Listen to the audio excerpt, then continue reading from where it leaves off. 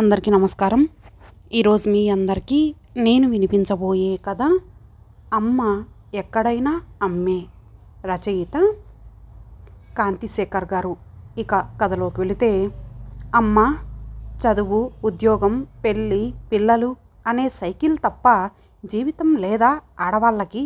నాన్న పోయినప్పుడు ఏమీ పట్టించుకోలేదు. తాతయ్య ఏం హక్కుతో మన జీవితం మీద నిర్ణయం తీసుకుంటారు? కోపంగా తల్లిని నిలదీసింది శాన్వి. పెద్దవాళ్ళని అలా అనకూడదు.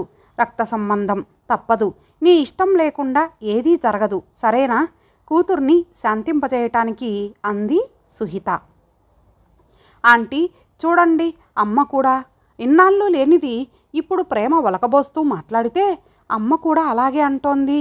సంధ్య అప్పుడే ఫ్రెష్ అయి వీళ్ళ వాటా దగ్గరకు రాగానే ఫిర్యాదు చేస్తున్నట్టు అంది శాన్వి. వేదేష్ ఫోటో చూపించారు. బాగున్నాడు, తెలిసిన వాళ్ళే అని వీళ్ళ తాతయ్య అడిగారు. అయినవి అయిపోయాయి, ఇప్పుడైనా కలుపుకోవాలి అనుకోవటం తప్ప సంధ్య?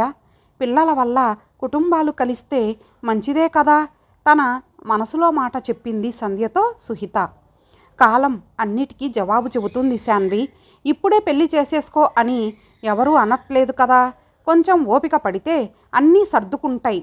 ఇప్పటి నుంచి చూడటం మొదలు పెడితే అప్పటికి సంబంధం కుదురుతుంది.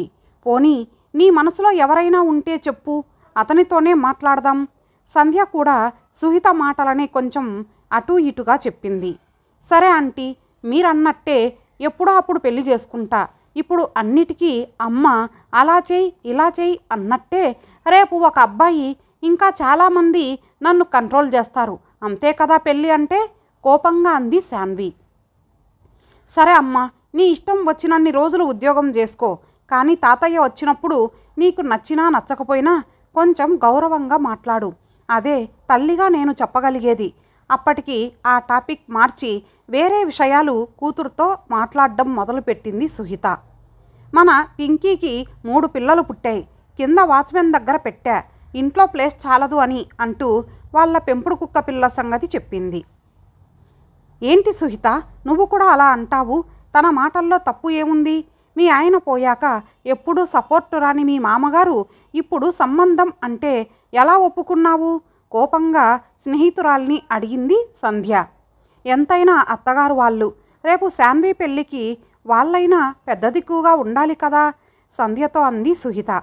ఈ విషయాలు ప్రత్యేకంగా మాట్లాడడానికి వాళ్ళు కలిసి వచ్చిన కాఫీ షాప్లో కూర్చొని కాఫీ తాగుతూ, ఏమోనే దేవుడి మీద భారం నిట్టూర్చింది సుహిత.